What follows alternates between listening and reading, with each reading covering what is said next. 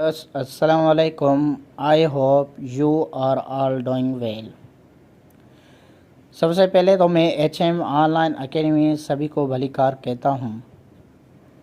आज जो हमारा इंतहाई अहम टॉपिक है वो है फैक्टराइजेशन। हम फैक्टराइजेशन के टॉपिक पर डिस्कस करेंगे।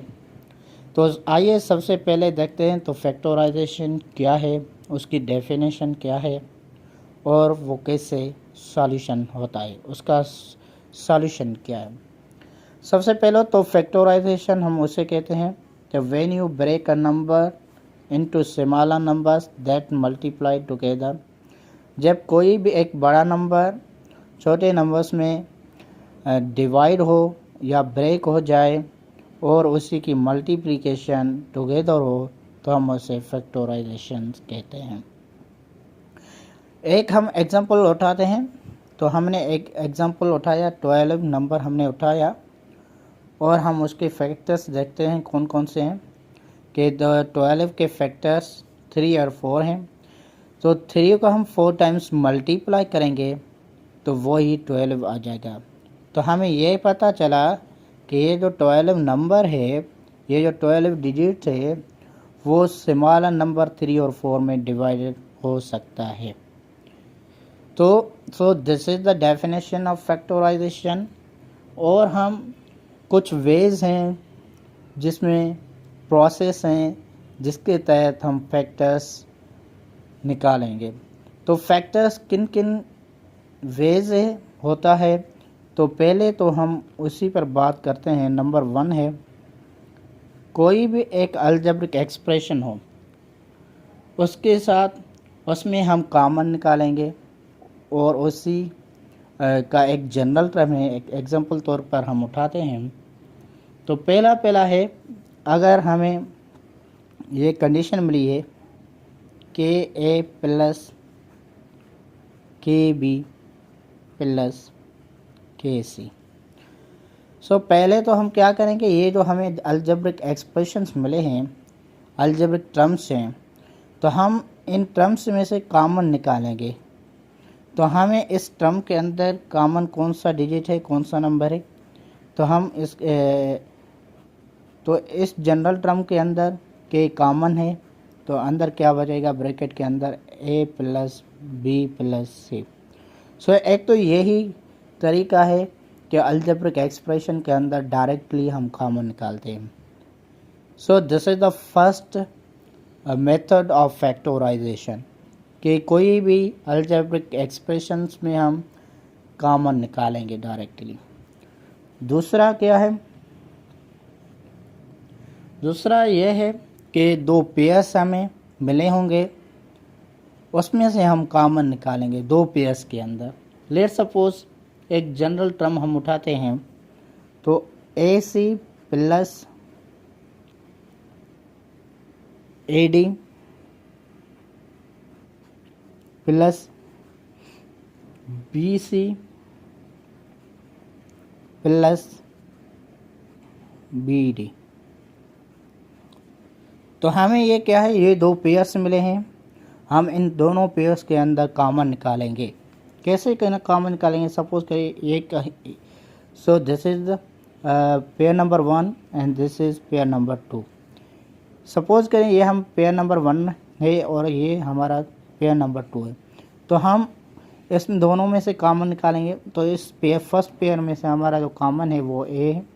अंदर क्या बचेगा, ब्रैकेट के अंदर सी प्लस डी प्लस, अब इस पेयर के अंदर क्या है, इसके अंदर हम बी कॉमन निकाला जाए, सी प्लस डी। अब क्या करेंगे, हम जब पेयर्स के अंदर हम कॉमन निकालेंगे तो हमें ये पता होना चाहिए कि एक ब्रैकेट जो है फैक्टर्स की वो सेम होनी चाहिए। अगर ये ब्रैकेट सेम नहीं होंगी तो हमारे फैक्टर्स का मेथड रॉन्ग हो जाएगा, गलत हो जाएगा। तो हमें ये अंडरस्टैंड होना चाहिए तो सी प्लस डी, ये इन दोनों में से एक ब्रैकेट सेम होनी चाहिए। तो ये ब्रैकेट हमारे क्या है, सेम है। एक ब्रैकेट यही और दूसरी ब्रैकेट हम यही इसकी बनाएंगे, ए प्लस बी, एक ब्रैकेट इसकी बन गई और दूसरी ब्रैकेट ये C plus D. So this is the second method of factorization. उसके बाद तीसरा मेथड है स्क्वायर, कंप्लीटिंग स्क्वायर मेथड के तहत हम फैक्टराइजेशन करते हैं। Let suppose A square plus minus 2ab plus B square. So ये है कंप्लीटिंग स्क्वायर मेथड के तहत। कंप्लीटिंग स्क्वायर इसका कैसे बनेगा, तो A plus minus B whole square. So this is the completing square method. चौथा यह तरीका है कि डिफरेंस ऑफ टू स्क्वायर्स, के दो स्क्वायर का डिफरेंस होना चाहिए। कैसे, तो A square minus B square, तो ये जो ब्रैकेट है वो बन गई A plus B A minus B. तो ये difference of two square method.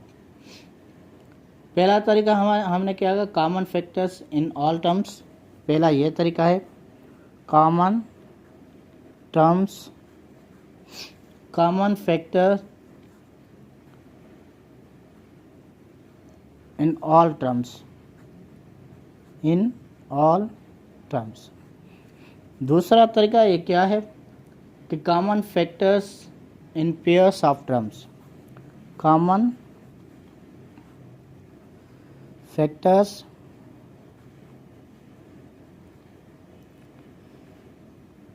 In pair of terms,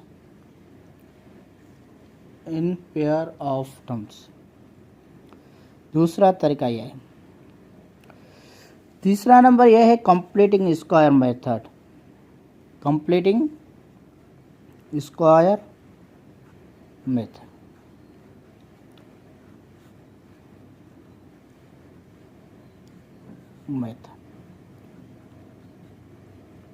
और नंबर 4 है डिफरेंस ऑफ टू स्क्वायर्स,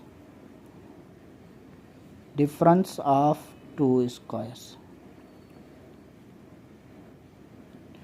ये जो 4 प्रोसेस हैं, हम इन 4 प्रोसेस के तहत फैक्टराइजेशन का अमल करेंगे। So this is the general introduction of factorisation.